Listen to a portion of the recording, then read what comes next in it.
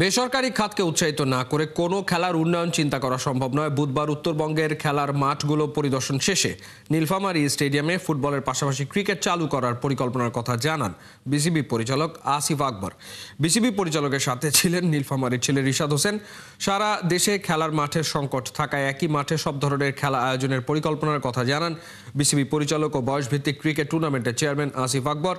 জেলায় খেলার মান উন্নয়নে কোয়ালিফাইং রাউন্ড চালু করার, নতুন টিম যুক্ত করার, নতুন সংগঠক ও বিনিয়োগকারীদের এগিয়ে আসার কথা জানান আসিফ আকবর।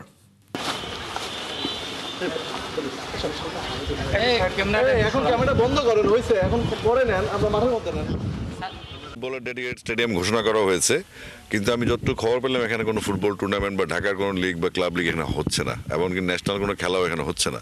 তো সেক্ষেত্রে এত সুন্দর একটা মাঠ ফেলে রাখার কোনো মানে হয় না। তো আমরা জাস্ট চেক করব যে আমরা এনএসির সাথে কথা বলবো, যেহেতু 4টা স্টেডিয়ামের মধ্যে নীলফামারী স্টেডিয়াম একটা ডেডিকেটেড ফর ফুটবল। তো আমরা চাইবো এখানে তাদের ইয়ার ক্যালেন্ডারটা কি, মানে ঢাকা ফুটবল অ্যাসোসিয়েশন যারা ক্লাবগুলো খেলে ডিএফএ, তাদের শিডিউলটা কি, এবং সেটার সাথে আমরা যেহেতু এখন আমাদের বিসিবির সাথে বাহুফের একটা বিরাট হৃদ্যতা আছে, আমরা চাইবো এখানে একটা স্থায়ী উইকেটও আছে। তো স্থায়ী উইকেট যদি ফুটবল খেলা হয় তখন স্থায়ী উইকেট ক্ষতিগ্রস্ত হতে পারে, সেক্ষেত্রে আমরা এখানে সিনথেটিক টার্ফেরও ব্যবস্থা করতে পারি।